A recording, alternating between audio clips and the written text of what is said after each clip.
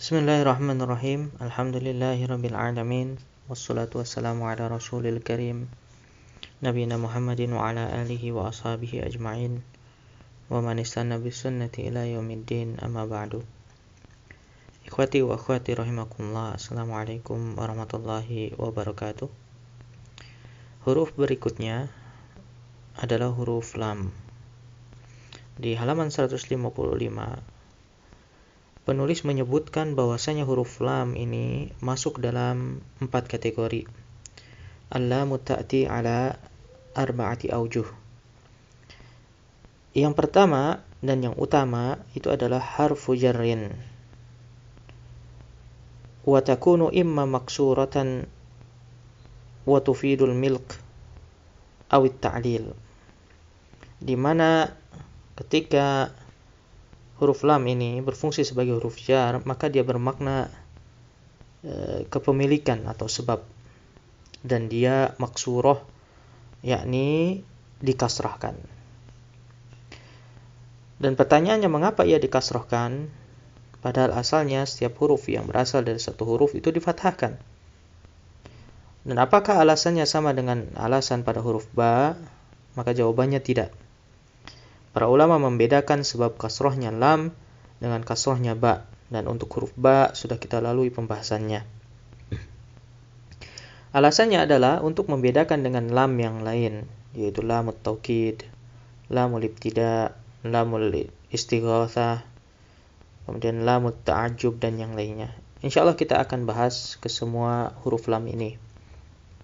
Akan tetapi suatu saat lam ini akan kembali kepada asalnya, yakni lamul jar. Terkadang ia berharokat fathah sebagaimana asalnya ketika ia bertemu dengan domir. Nah, kita simpan terlebih dahulu kalimat yang saya katakan terakhir tersebut setelah kita membaca matan yang ada pada kitab Mulakhas ini. Beliau di sini memberikan contoh mitlu lillahi ma fis samawati wa ma fil ard. Ini adalah contoh lamul jar lil milki, yang mana artinya milik Allah segala yang ada di langit dan ada yang di bumi. Kemudian contoh yang mana dia bermakna sebab atau ta'lil, yaitu yadhhabut tilmidu ilal madrasati lit ta'allum. Si siswa ini berangkat ke sekolah untuk belajar. Au maftuhah, atau difathahkan jika wa tusta'malu lil istighatsah aw ta'ajjub, untuk istighatsah, untuk memohon atau untuk mengungkapkan rasa takjub. Wa sayati syarhuha fil babil khamis, dan penjelasan lebih lanjut itu akan disampaikan pada bab kelima. Dan di sini beliau tidak menyebutkan ketika lamul jar bertemu dengan domir, padahal ia juga maftuhah, dia difathahkan. Beliau beri contoh di sini di halaman berikutnya untuk contoh istighatsah. Disebutkannya mitlu ya lasyurtati minas sarik. Wahai Pak polisi, ya, tolonglah saya dari pencuri. Atau ya lal ajab, duhai betapa menakjubkannya. Ini untuk ta'ajjub. Kemudian pertanyaannya, mengapa huruf jar ketika bertemu dengan dhamir berubah ia menjadi fathah? Seperti lahu, kemudian lakum, atau lana, dan yang lainnya. Apakah yang benar ia berubah menjadi fathah, ataukah dia kembali kepada asalnya yaitu fathah? Maka yang tepat bahwasanya ketika dia bertemu dengan dhamir ia kembali kepada asalnya, yakni difathahkan, dengan dua alasan. Setidaknya ada dua alasan mengapa difathahkan. Yang pertama, karena ketika bertemu dengan dhamir, lamul jar dengan lamut taukid itu bisa dibedakan meskipun sama-sama fathah, sehingga tidak ada lagi manfaatnya lam tersebut dikasrohkan. Karena sudah bisa kita bedakan tanpa harus dibedakan harokatnya. Misalnya dalam kalimat innallaha lahul mulk. Innallaha lahu al-mulk. Lam di sini difathahkan. Lam apakah itu? Jawabannya adalah lamul jar. Jawabannya apa? Lamul jar. Contoh lainnya dalam kalimat innallaha lahuwal aziz. Lahuwa al-aziz. Lamnya juga difathahkan. Lam apakah itu? Itu lamut taukid. Atau disebut juga dengan lamul muzahalaqah yang insyaallah nanti kita bahas. Bisa kita perhatikan perbedaannya. Meskipun sama-sama difathahkan, ketika lam bertemu dengan dhamir jar, maka ia lamul jar. Sedangkan ketika ia bertemu dengan dhamir rafa, maka ia adalah lamut taukid. Alasan yang kedua, mengapa ketika bertemu dengan dhamir ia difathahkan lamul jar? Ketika ia bertemu dengan dhamir, maka ia kembali kepada asalnya. Karena setiap yang bertemu dengan dhamir, maka ia akan kembali kepada asalnya. Saya beri dua contoh. Ketika wawul jamaah didahului oleh nawasib atau jawazim, maka wawul jamaah tersebut diberinya alif fariqah namanya. Alif fariqah. Misalnya dalam kalimat lam yadribu zaidan atau lan yadribu zaidan. Kita perhatikan setelah nunnya, ya, nun rofa ini dihilangkan sebagai tanda bahwa dia mansub atau majzum, maka wawunya diberi alif, namanya alif fariqah. Di dalam penulisan, dalam pengucapan tentu tidak ada beda. Antum bayangkan bahwa setelah wawu lam yadribu itu ada alif. Alif ini namanya alif fariqah untuk membedakan antara wawul jama' dengan wawul illah. Sedangkan ketika lafaz zaidan, di sana kan ada maf'ul bih zaidan. Kalau kita ganti dengan dhamir, maka alifnya akan hilang menjadi lam yadribuhu atau la yadribuhu. Dhamirnya kembali, ya. Dhamir ini akan mengembalikan semua kepada asalnya, termasuk di sana mengembalikan tulisan yang semula dia memang tidak ada alif fariqah, kemudian dihilangkannya alif fariqah itu sebagaimana asalnya. Contoh lain, setiap huruf jar yang diakhiri dengan alif maksurah seperti ala dan ila, ketika ia bertemu dengan dhamir, maka alif tersebut akan kembali kepada asalnya, yaitu huruf ya, menjadi alaihi atau ilaikum, ya, dan seterusnya. Kenapa? Karena dhamir ini mengembalikan semua kepada asalnya. Sehingga demikian juga dhamir mengembalikan lamul jar kepada asalnya, yaitu asalnya dia adalah berharokat fathah. Kemudian kategori kedua adalah harfun nasbin. Lam ini bisa berfungsi sebagai harfun nasbin, dan penulis di sini mengikuti mazhab Kufah. Beliau mengatakan harfun nasbin tadkhulu 'alal mudhari fatansibuh, di mana lam menasabkan fi'il mudhari dengan sendirinya tanpa adanya an mudmarrah. Sebetulnya antara mazhab Kufah dan mazhab Basrah sama-sama menyepakati bahwasanya lamut ta'lil di sini adalah lamul jar juga. Pertama, karena keduanya sama-sama berharokat kasrah. Kedua, karena sama-sama bermakna ta'lil. Hanya saja titik perbedaan antara keduanya adalah terletak pada amalannya. Lamul jar itu hanya beramal pada isim saja menurut Basriyun, dia tidak beramal pada fi'il. Adapun kalau ada fi'il mansub setelahnya, maka dikarenakan an mudmarrah. Sedangkan menurut Kufiyun, ia bisa beramal kepada isim dan fi'il sekaligus. Ya, meskipun amalannya ini berbeda. Satu menjarkan dan satunya lagi menasabkan.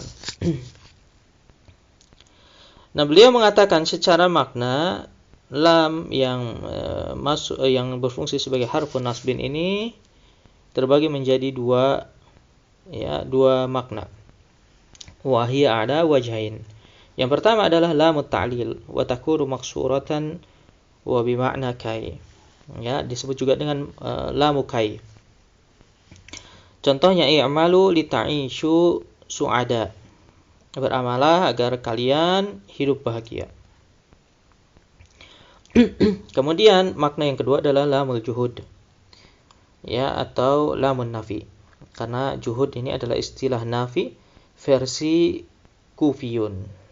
Sebagaimana contohnya dan di sini beliau memberikan syarat atau memberikan ciri di mana lamul juhud ini takunu maksura wa masbuqatan bi ma kana aw lam yakun. Dia selalu didahului oleh dua lafaz ini. Contohnya lam yakunillahu liyaghfira lahum. Bahwasanya Allah ini tidak akan mengampuni mereka. Kategori ketiga untuk huruf lam ini adalah harfu jazm atau yang disebut dengan lamul amr. Sama juga lam di sini asalnya adalah lamul jar sebetulnya. Dan fi'il setelahnya ini majzum karena memang dia bermakna perintah. Sebagaimana fi'il amr juga majzum menurut Kufiyun. Wa takunu maksuratan wa tufidu talab wa tadkhulu 'ala al-fi'l al-mudhari' fatajzimuh. Dan dia maksura, kemudian bermakna permintaan dan masuk kepada fi'il mudhari menjazmkannya. Contohnya liyunfik al-qadiruna min ghinahum. Hendaknya orang-orang yang mampu menginfakkan sebagian harta mereka. Dan yang terakhir, kategori terakhir dari huruf lam ini adalah harfu ta'kid. Wa takunu daiman maftuhatan wa tufidu ta'kid. Dia berharokat fathah. Inilah yang asalnya, ya. Asalnya huruf lam itu memang berharokat fathah dan dia bermakna penekanan. Wala athara laha 'ala i'rabil ismi awil fi'li alladhi tadkhul 'alaih. Dan dia tidak memiliki efek apapun terhadap isim maupun fi'il setelahnya. Dan ini kita telah lalui pembahasan mengenai lamut taukid ini, pernah kita singgung sebelumnya. Adapun tempat-tempat lam taukid ini disebutkan oleh penulis wa yu'ta biha fil mawadi' al-atiyah. Dia digunakan pada tempat-tempat berikut ini. Yang pertama adalah lamul ibtida. Wa tadkhulu 'ala al-mubtada. Dia masuk kepada mubtada. Mithlu la Zaidun afdalu min Amr. Sungguhnya Zaid itu lebih utama dari Amr. Atau la umruka innan nasra lil Arab. Demi umurmu sungguhnya pertolongan itu bagi bangsa Arab. Dan yang kedua, contoh yang kedua ini sebetulnya dia masuk ke dalam sumpah. Lam di sini adalah lamul qasam. Ya, berbeda dengan yang pertama. Kemudian tempat yang kedua yaitu al-lamud dakhilatu ala khabari inna. Lam yang masuk kepada khabar inna au ala ismiha, atau masuk kepada isim inna. In ta'akhkhara di sini dia kembali kepada isimnya, ya. Jika isim tersebut diakhirkan ila maudi'il khabar, kepada posisi khabarnya. Apa maksud kalimat terakhir ini? Maksudnya adalah ketika khabar inna itu diletakkan di antara inna dan isimnya. Dan ini pasti khabarnya berbentuk syibul jumlah, karena tidak boleh khabar inna didahulukan kecuali dia bentuknya syibul jumlah. Maka ketika itu lamut taukid melekat pada isimnya yang diakhirkan. Ya, karena inna memang tidak boleh berdampingan dengan lamut taukid, karena keduanya bermakna taukid. Sehingga inna ini lebih berhak untuk didahulukan daripada lamut taukid, karena inna beramal sedangkan lamut taukid tidak beramal. Dan jika kita perhatikan teman-teman sekalian, di sini dari keempat posisi lam taukid semuanya diletakkan di awal kalimat kecuali posisi yang kedua ini. Kita lihat di posisi yang pertama di mana dia diletakkan di awal jumlah ismiyah sebelum mubtada. Di posisi yang ketiga dan keempat dia diletakkan di awal jumlah jawab, yaitu jawab laula atau jawab qasam. Ya. Sedangkan di posisi kedua ini diletakkan di tengah kalimat. Kenapa? Karena ada inna. Karena ada inna maka dia diletakkan di tengah kalimat. Inna ini lebih berhak untuk diletakkan di awal kalimat. Dan lam pada posisi ini disebut dengan lamul muzahlaqah. Lam al-muzahlaqah. Itu lam yang tergelincir dari posisinya yang terdepan. Karena ada inna. Karena muzahlaqah artinya terpeleset atau tergelincir. Kemudian di sini penulis memberikan informasi tambahan, wa ya tadkhulu ala khabari au ala ismi inna faqat duna akhwatiha. Dan ini hanya berlaku untuk isim inna dan khabar inna saja tanpa akhwatnya, karena yang bermakna taukid itu hanya inna. Selain inna tidak bermakna taukid. Contohnya, inna rabbaka labil mirsad. Sungguhnya Rabbmu benar-benar mengawasi. Nah, ini kita lihat. Ini contoh lamut taukid yang bersambung dengan khabar inna. Dan lamut taukid di sini bergandengan, bersentuhan langsung dengan huruf jar, yaitu huruf ba. Artinya dia bisa masuk juga kepada huruf, tidak hanya isim dan fi'il. Contoh lainnya, inna fi dzalika la'ibratan liulil albab. Sungguhnya pada hal yang tersebut ada pelajaran bagi orang-orang yang berakal. Nah, ini contoh yang bersambung dengan isim inna. Dan kita perhatikan khabarnya didahulukan. Kenapa? Karena dia berupa syibhul jumlah, ya, yaitu fi dzalika.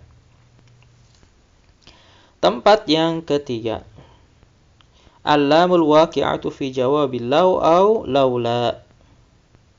Itu lam yang terletak pada jawaban law atau laula. Wa sayati syarhuha 'inda dirasati uslubi syart fil babil khamis. Dan penjelasannya akan datang pada pelajaran uslub syarat, yaitu pada bab kelima. Contohnya, laula tabibu la sa'at halatul marid. Seandainya bukan karena dokter, maka akan bertambah parah kondisi pasiennya. Dan perhatikan pada bab-bab qasam, sumpah, seperti tadi la umruka, demi usiamu. Kemudian juga bab-bab laula, seperti pada contoh ini, biasanya banyak sekali makna-makna yang bertentangan dengan akidah. Dan kita bisa mengetahui hal tersebut dan bisa juga menghindarinya dengan cara apa? Mempelajarinya dari sisi bahasa, seperti yang kita lakukan sekarang ini. Kemudian tempat yang terakhir, yang keempat, yaitu al-lamul waqi'atu fi jawabil qasam. Lam yang terletak pada jawaban sumpah. Dan disebutkan juga di sini sayati syarhuha 'inda dirasati uslubil qasam fil babil khamis. Akan dibahas pada bab kelima. Mithlu wallahi law 'aqibannal muqassir. Demi Allah, aku akan menghajar atau menghabisi, ya, dalam artian menghukum orang yang menghalangi, ya. Muqassir itu menyusahkan, menyulitkan. Ya, itu saja yang bisa saya sampaikan pada kesempatan kali ini. Mohon maaf jika ada kesalahan. Sallallahu ala nabiyina Muhammad wa ala alihi wa ashabihi wasallam. Assalamualaikum warahmatullahi wabarakatuh.